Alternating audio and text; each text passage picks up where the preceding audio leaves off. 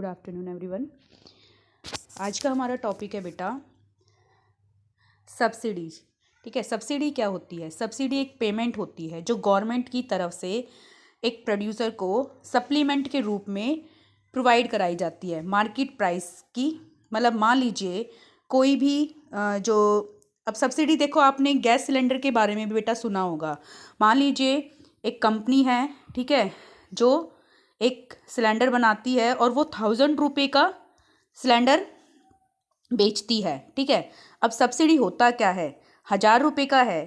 ठीक है, अब गवर्नमेंट क्या करती है, मतलब कुछ सब्सिडी दे देती है। जैसे कि एक पर्सन, उपभोक्ता, कंज्यूमर जो है, उसे उसके लिए 700 रुपये पे करता है।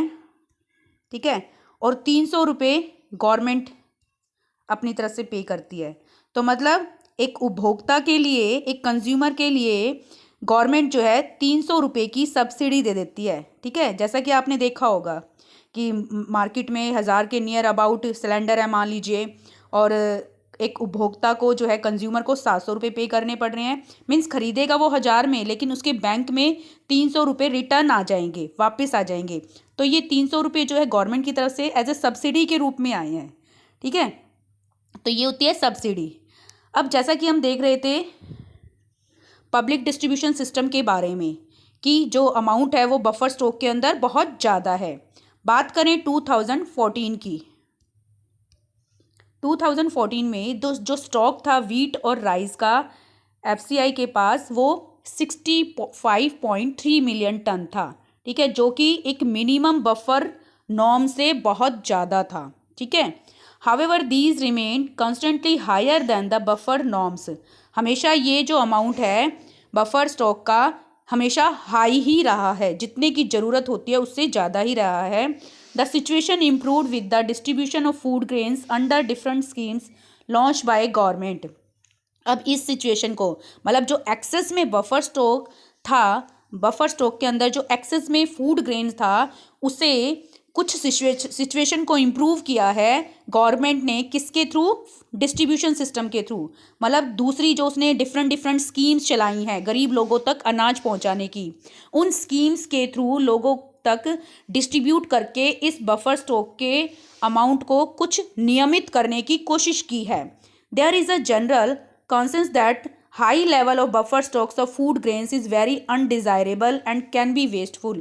अब जनरली अगर हम देखें बफर स्टॉक के पास जो भी फूड ग्रेन होता है, जब अनडिज़ायरेबल हो, मतलब जितने की हमें नीड है अगर उससे ज़्यादा हो तो वो वेस्टफुल होता है। मतलब मान लीजिए ज़रूरत हमें 100 बोरी की है और रख लें हम 200 बोरी, तो स्पेस हमारे पास मान लीजिए 100-150 का है और हम बढ़ाकर उसमें और एक्सेस में ठूस ठूस के भर दें, तो क्या होगा? उसको मेंटेन करने पर भी खर्च ज़्यादा आ जाएगा, ट्रांसपोर्ट करने पर भी खर्च आएगा, और उसकी देखभाल करने के लिए भी बहुत पैसा लगेगा। The storage of massive food stock, इतने ज़्यादा मैसिव फूड स्टॉक्स से क्या होगा? बहुत ज़्यादा कॉस्ट लगेगी। In addition to wastage and determinations in grain quality, जिसकी वजह से ग्रेन की क्वालिटी में भी खराबी आ जाती है और वेस्ट भी हो जाता है। मीन्स ज़्यादा जब हम अनाज स्टोर करके रख लेते हैं उसमें छोटे छोटे कीड़े हो जाते हैं और वो अनाज की क्वालिटी को ख़राब कर देते हैं। तो इसके लिए क्या करना चाहिए? गवर्नमेंट को एमएसपी प्राइस को फ्रीज कर देना चाहिए। ठीक है, ये नहीं कि हर साल एमएसपी प्राइस को चेंज करे, क्योंकि एमएसपी प्राइस की वजह से फार्मर जो है जो है ज़्यादा से ज़्यादा वीट और राइस की क्रॉप को ग्रो करते हैं और मजबूरीवश एफसीआई को खरीदना ही पड़ता है, क्योंकि एफसीआई के थ्रू गवर्नमेंट ने एमएसपी प्राइस डिसाइड किया हुआ है कि कोई तुम्हारा अनाज खरीदे ना खरीदे, लेकिन हम तुम्हारे एमएसपी प्राइस पर तुमसे वो अनाज खरीद लेंगे। The increase food grains procurement in at enhanced MSP is the result of pressure exerted by leading food grain producing states. अब एमएसपी की वजह से ही क्या हो पाया है? कुछ जो डेवलप्ड स्टेट्स हैं, कुछ स्टेट्स जो हैं पंजाब, हरियाणा, आंध्र प्रदेश, इन स्टेट्स ने क्या किया है? ज़्यादा से ज़्यादा अनाज ग्रो करना स्टार्ट कर दिया। ठीक है, अब इनमें इस अनाज ज़्यादा ग्रो करने की वजह से कुछ स्टेट्स जो है प्रॉस्पेरस बन गई, मतलब समृद्ध धनी स्टेट्स बन गई। पंजाब, हरियाणा, वेस्टर्न यूपी, आंध्र प्रदेश, ये ज़्यादा अनाज के मामले में प्रॉस्पेरस स्टेट्स हैं। And mainly of two crops, और ज़्यादातर ये दो ही क्रॉप को ग्रो करती हैं, वीट और राइस को, एमएसपी प्राइस की वजह से। तो एमएसपी प्राइस को जो गवर्नमेंट है उसको फिक्स कर देना चाहिए कई सालों के लिए, particularly in surplus states, to divert land from production of coarse grain which is the staple food of the poor। और दूसरी अगर हम देखें, जो मोटे अनाज, कोर्स ग्रेन मतलब मोटे ज्वार, बाजरा, रागी, ये जो फसलें थी गरीब लोगों का भोजन होती थी, इनकी प्रोडक्शन को कम कर दिया। ठीक है, to the production of rice and wheat, rice और व्हीट की प्रोडक्शन ने इन मोटे अनाज की प्रोडक्शन को कम कर दिया, जिसकी वजह से इन पुअर लोगों के खाने पर असर पड़ा। The intensive utilisation of water, और दूसरी तरफ अगर देखें तो जो ये राइस की फसल है ये सबसे ज़्यादा पानी मांगती है, और पानी मांगने की वजह से क्या होता है, ट्यूबवेल के थ्रू इरिगेशन किया जाता है, सिंचाई की जाती है, जिसकी वजह से लैंड के अंदर जो वाटर लेवल है, ज़मीन का जो पानी है उसका water level day by day नीचे जाता जा रहा है, डिक्रीज होता जा रहा है, threatening the sustainability of the agricultural development in the states, जिसकी वजह से इन स्टेट्स के अंदर एग्रीकल्चर जो सस्टेनेबल है उसको भी खतरा है, कि मतलब ज़्यादा एक ही तरह की अगर क्रॉप ग्रो करते रहेंगे तो जो पौष्टिक जो न्यूट्रिशंस उस सॉइल में होते हैं वो ख़त्म होते चले जाएंगे, जिसकी वजह से वो इतनी फर्टाइल नहीं रह पाएगी। अब आता है एमएसपी। एमएसपी क्या है, एक वो प्राइस है जो गवर्नमेंट किसानों को अनाज ग्रो करने से पहले ही डिक्लेयर कर देती है। ठीक है, और इसी की वजह से एफसीआई के पास अनाज भंडार भरे होते हैं। एज पर एनएसएसओ रिपोर्ट, एनएसएसओ की रिपोर्ट के अकॉर्डिंग जो रूरल इंडिया के अंदर जो गांव वाले क्षेत्र थे वहाँ पर जो पर मंथ एक पर्सन की पर मंथ जो खर्च थी, कंजप्शन थी, वो रिड्यूस हुई है 2004-05 से 11-12 में 6.38 थी 4-5 में, और 11-12 में घटकर वो 5.98 हो गई। अर्बन अगर एरिया की बात करें तो पर पर्सन मंथ कंजप्शन राइस की वो भी डेक्लाइन हुई है, 4.79 2004-05 में था, घटकर वो 11-12 में 4.19 हो गई।